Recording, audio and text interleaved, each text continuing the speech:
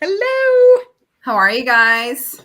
So today we're actually trying out a few other platforms. So this is exciting.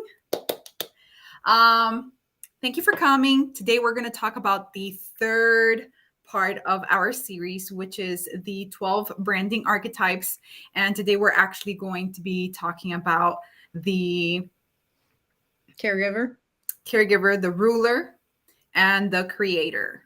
So we're excited and woohoo, we're going to dive right into it. We don't want to waste anyone's time. But if you are here and you are watching, please go ahead and comment, subscribe, whatever you need to do, depending on the platform that you are on. Please go ahead and engage with us and let us know what you think. Okay, so Nicole, you want to start with the first one? Yeah, caregiver. All right. So some brands we're familiar with caregiver. Let's think about the healthcare industry. That is a tight one that so many people are familiar with. It is very intimate in a different kind of way, not the intimate lover kind, but the caregiver in a healthy sense. So, and you could also think about caregiver brands, not just the pharmaceutical brands, but also brands like Kleenex, brands like Huggies, diapers, anything that's baby related, infant. You could think of even for the elderly, assisted living brands, uh, lots of caregiver brands. You want me to keep going? You You, normally talk. no, I can talk. I'm sorry. Yeah, so Kleenex. What other kind? You didn't you say Band-Aid? Yeah, we talked about Band-Aid a bit because Band-Aid was that kind of brand where people would say, I'd like a Band-Aid instead of like, can you give me a bandage? And, those are kind of like simultaneously, they become such a part of everyday life. You are immediately thinking of the actual brand name more than you're thinking about the actual thing that they produce. Good. Yeah. Yeah. And so instead of saying, well, I need a bandage, you say, I need a Band-Aid nowadays. So literally, people are talking about a brand, Yep. not the actual name of the product. So isn't Yep. that crazy? Because a lot of people don't really like process that's how strong branding can be. That Yep. instead of you calling a bandage to put on yourself, you put it a Band-Aid, which is the actual name of the company, which is the brand. So Yep. you're buying into the brand, and that actually makes Band-Aid the company Hmm. Oh, have I yeah, just thought of Scotch tape, like that's another right. one. Yep. Hmm. Not only that, but instead of saying, "Oh, I'm gonna take a," I know I can't say it, but instead of a Tylenol, like the real name to the medication, Yeah, I'd like a Tylenol. yeah, you'll Rather, say Tylenol instead of saying, "Well, I need," a headache pill or some other, the yep. actual name of the ingredient. Hmm. Um, there's Acetaminophen. Acet I Yeah, forget. I can't even do that. I'm not even gonna try. This girl cannot do it. So I'll leave that to you. I'll stick to Tylenol, and that even causes me hardship to say so badly. But anyways, apart from Tylenol, you have some people call Aleve Yep. for the NSAID, which is the prescription version, whatever it's called, Yep. Naxaprom. I can't say it. But the Don't fact ask is for that those pharmaceutical. everyone goes buy a leaf, which is the actual brand. It's Yep. not the actual pill. Yep. So this is what branding can do. It's the same thing for, I mean, you immediately say Coke instead Yep. of cola Yep. drink Yep. or a soda drink. Um, yeah, some of these So things, and many of them. it's why has it been incorporated? And you're like, I don't know, because people probably called it that, but in reality, the campaigns that these companies have done to be able to name these items to their name instead of the Yeah. name of the product, like, the and they're fixated like a household item. Yeah. Yeah. So like Um, pass the Kleenex instead of mhm. pass the tissue. Oh yeah, another caregiver brand to segue, Volvo. So if people are familiar with the car manufacturer, Volvo, they are high up in the safety. They Um, are. yeah, and my They're husband, actually one of the best ones, yeah, industry wise, and they actually like they make sure to stand out in that area. yeah, yeah. So Volvo safety, they're caregiver because they care a lot about people's safety. Yeah. Um, they say, yeah, they rave about that. Yeah, Which you would think that they would rave more about their high quality, I know. because they're a high quality brand, Right. um, high end. Not everyone can buy a Volvo, Yeah. Oh, but here's another one. Oh, go on. no, go ahead. I'm going to turn off my camera for 2 seconds. I'll be right back. Okay. Yeah, another one would be Tom's. So that's the shoe company. They have they make the actual shoe, but then they also give a pair because they have that charity that they give the pair to. And I'm talking like there are so many different kinds of brands out there that you wouldn't even think you pass buying down the road, and sure enough they're going to be associated with caring for somebody. I mean, Yeah. I'm right now I have a grandmother in a facility, an assisted living facility, and I'm thinking like, oh my goodness, that's so important about the caregiver, especially for branding. And Hospital. we're transferring her to a different place because the brand that she's associated with now is actually not good, and we're moving her to a place that has a better reputation. Yeah. Yeah. Yeah, It's so but yeah, tough. it is.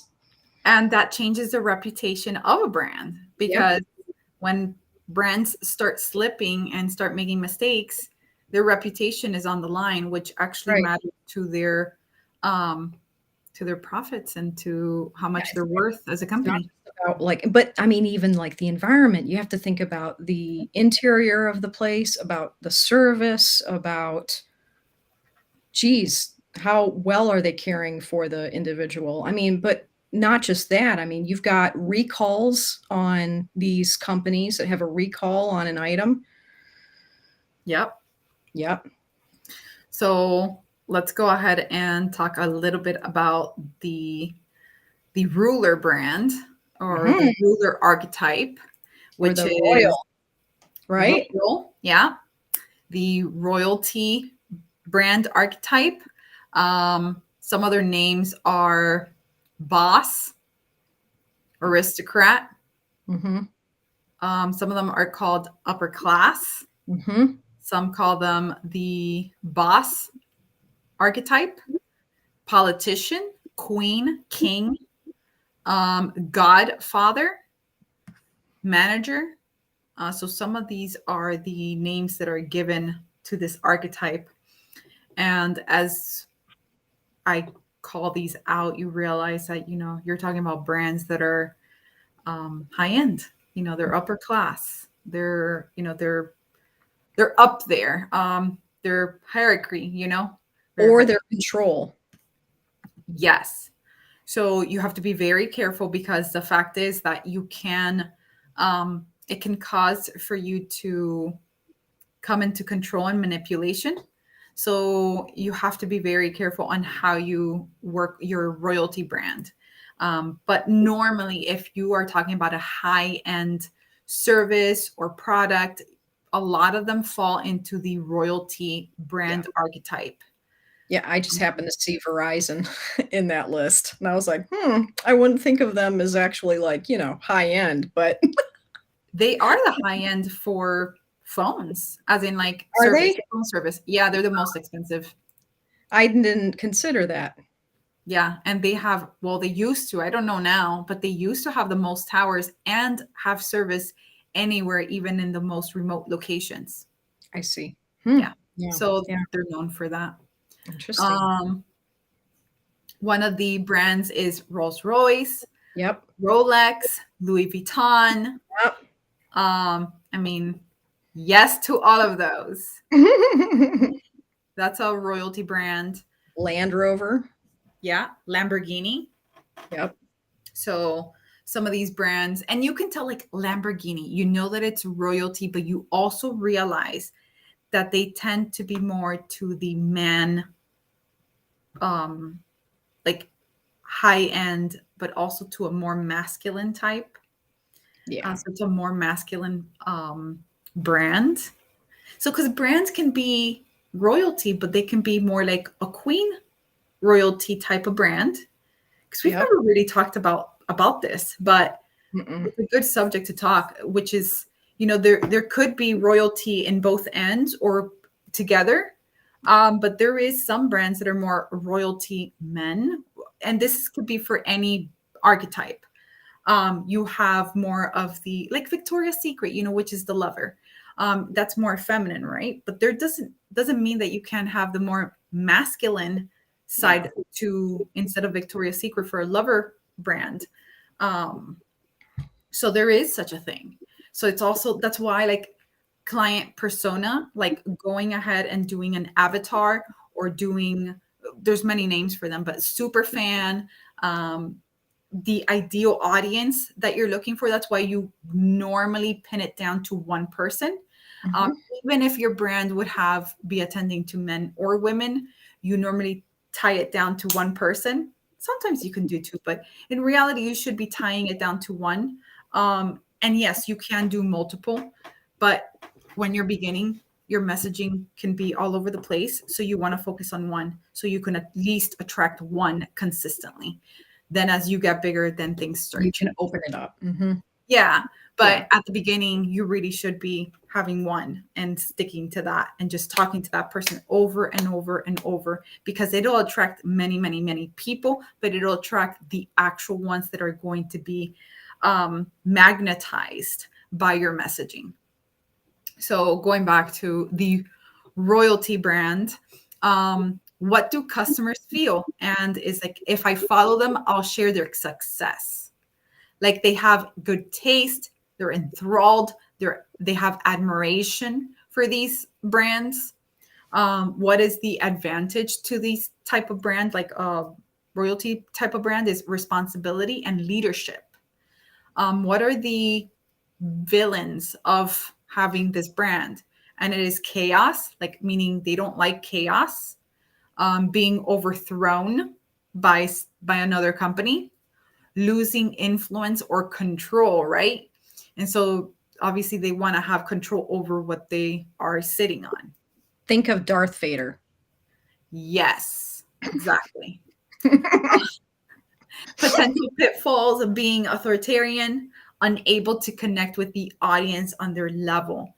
And the reason that it is true, like a lot of people um, feel sometimes that, they're not being inclusive. Yeah. But royalty brands are not meant to be inclusive. They're meant to be have your own little tribe. Yep. And they Yeah, stick because to once that. you have that item, everyone's gonna be like, "Ooh, I want that item too." And Yes.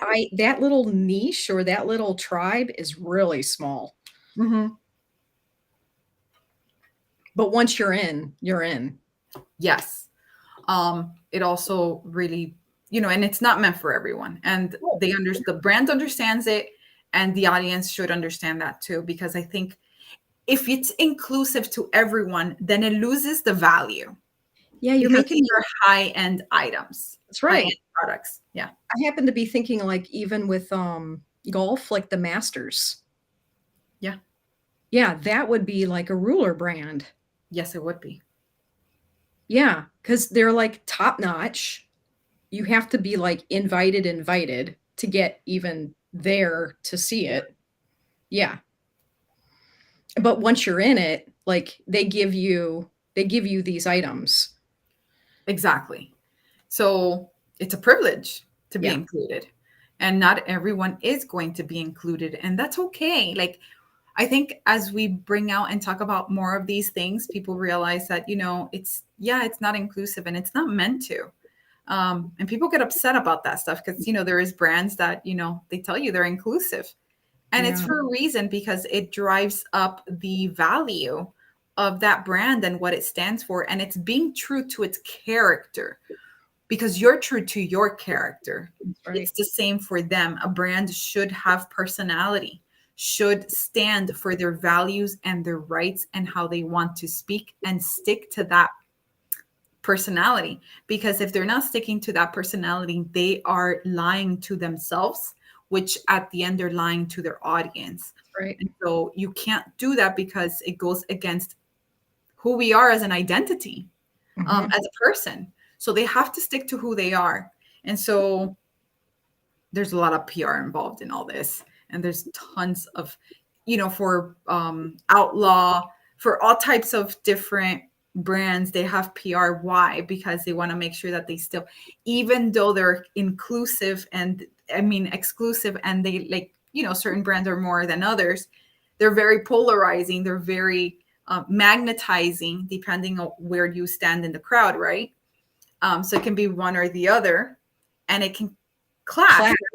And so that's why you have PR. And Yeah, we're not a PR company. So, there's also a misunderstanding about what a branding agency is. And a marketing agency is not a PR agency either. that's There correct. are They're agencies. very different, and it's public relations. Yeah, Yes. they make sure they do a lot of the, uh, you'd see them in newspapers. That's back when newspapers were big. Yes. There would be these press releases, hence PR.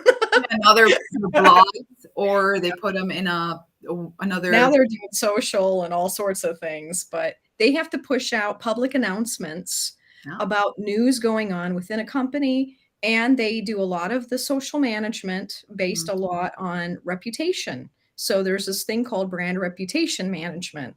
So if there is a complaint, or if there's some kind of crazy thing going on with customer service, there's going to be people in the background managing all of that. That's right. Mhm. Yeah. And So some brands use Twitter for like their, "Oh, our software is down right now." I mean, and that can go really out of control. yeah, it's cool, because at the same time you have a lot more, you get to be more in touch with the audience. Like if you're a brand, nowadays brands have more ability to get in touch with their audience. Before, it was a lot harder to get information from the audience, and it was long, like it took time. Now it's like instant. You go to Twitter and you can literally write back to a brand, to a company, and say, hey, I really disliked this, or I Yep, had this experience, and someone will get in touch with you, like, and they will try to make sure that they take care of you. They that's just right. have more ability. I'm not saying that they're going to talk to every single person, because sometimes it's really hard. Because now that means that you need a lot more people to be able to hit the demand that they have, because now you're so in touch with companies. You get to talk to them, you get to speak to them, you get to interact with them. But what else about the royalty brand? What are we? What So we personality are we? So we consider ourselves a royalty brand. And what we do is that we mixed between royalty, hero, which we already spoke on the first part one. If you haven't seen part one, you can go back. It was 2 Tuesdays ago.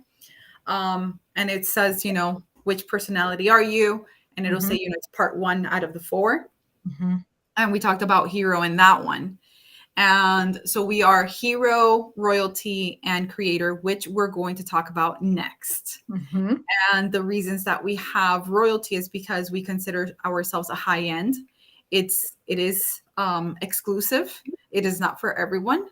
It is for brands that really want to go ahead and stand out from the crowd, from the industry, because the industries that you're in can be really crowded. And so, how do you stand out apart from your messaging? Because we work with messaging as well, but apart from your messaging is your visuals, because you can stand out by visuals, because we are extremely visual creatures. So yeah, Yes. so the next one is creator. And so Woo! the creator brand, I know that some of you, I'm sure, know some creative brands out there, which is Apple. Adobe. We Yeah, have Apple. Yeah. Canon. Yep. They innovate. That's one of that's like the top word. Yes.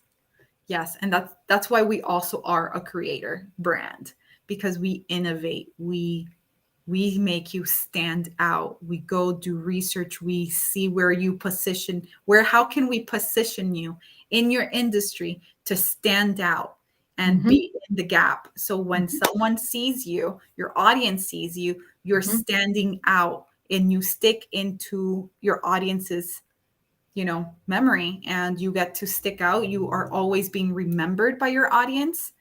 And so what does that do? That helps you make more sales, because at the end they see you, they trust you, they hear about you, they get to know you, and so they get to interact with you like we're doing here. You get to interact with us, you get to ask us questions, you get to be able to make comments if you want.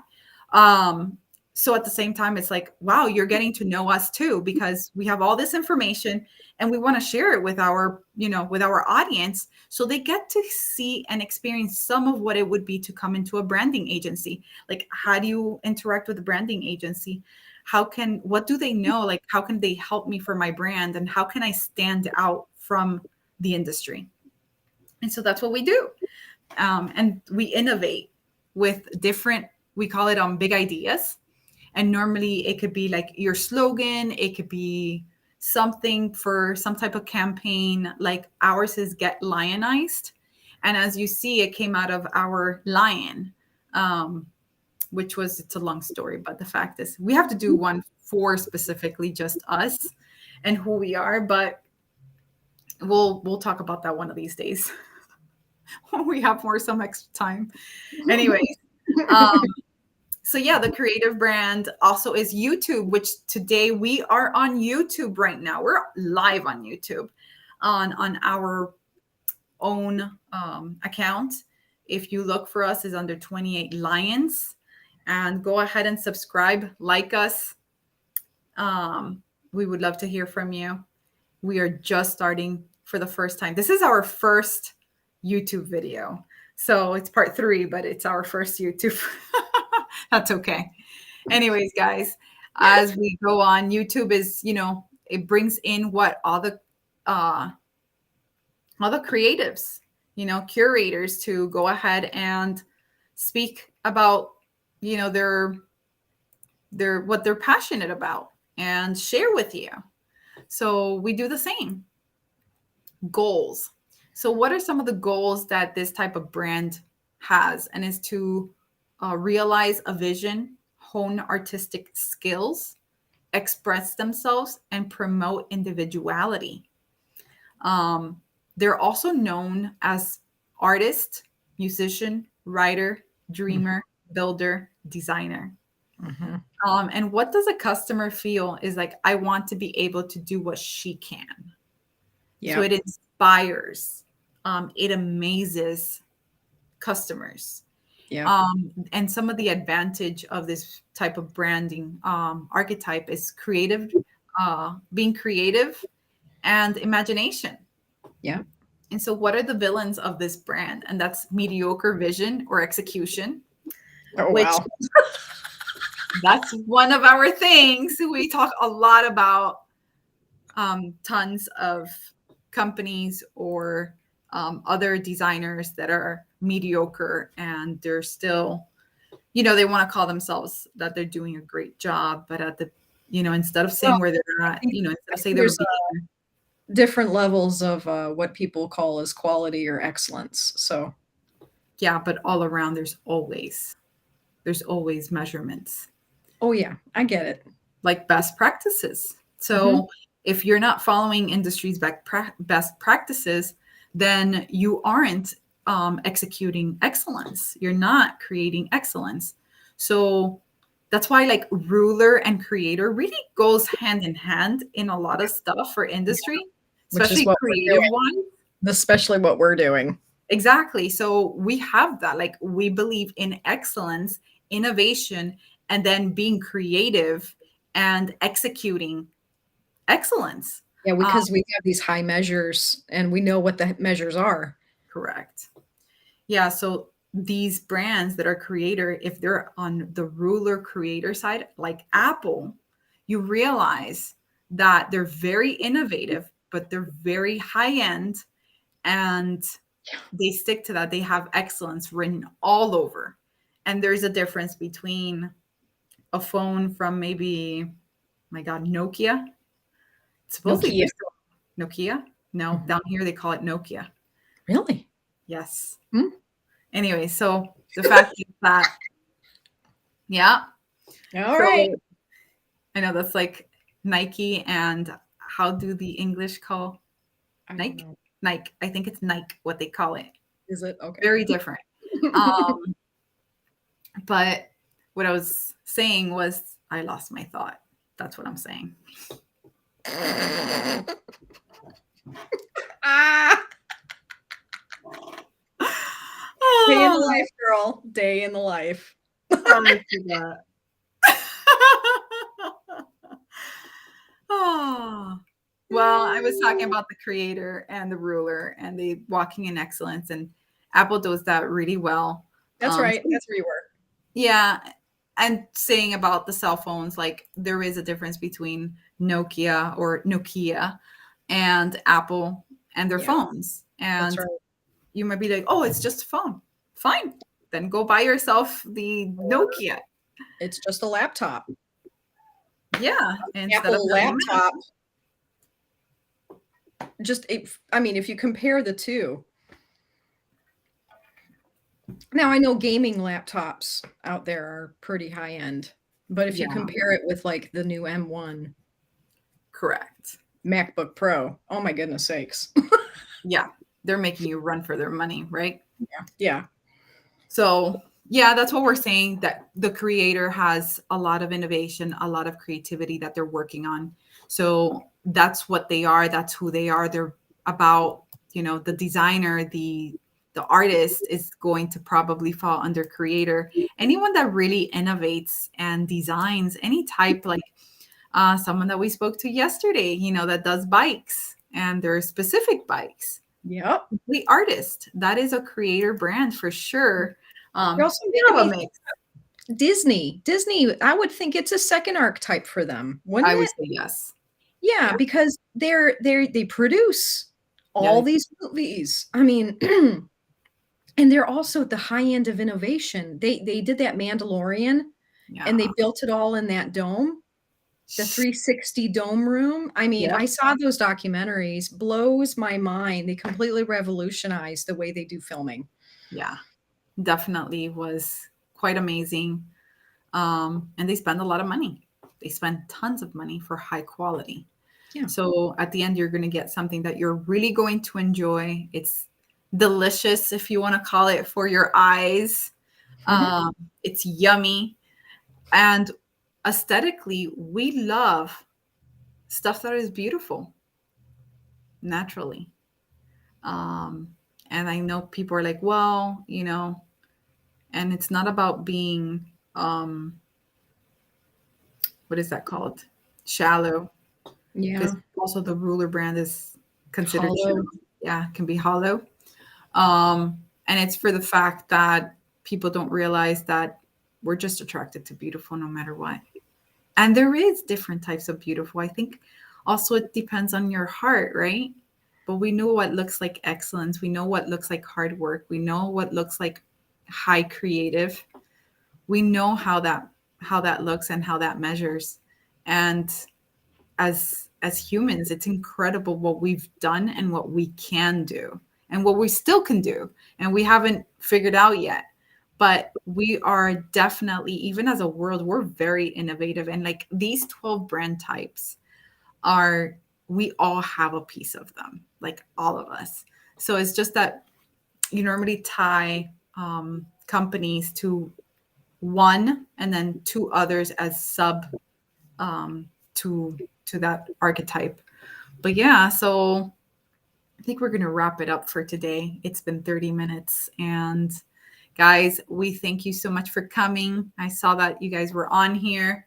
We appreciate you. I will be throwing out another email sequence about the archetypes. I'm going to write more information because we have a ton. And that's not even all the information we have. It's just that it's more of a summarized version of what truly can be. But even these emails are pretty long, Yeah. just because there's a ton of information on brand archetypes and what they mean, and how, like, you can kind of tell which one you are, or what you want your company to be, or maybe you haven't defined that and you're like, well, how come I don't have that?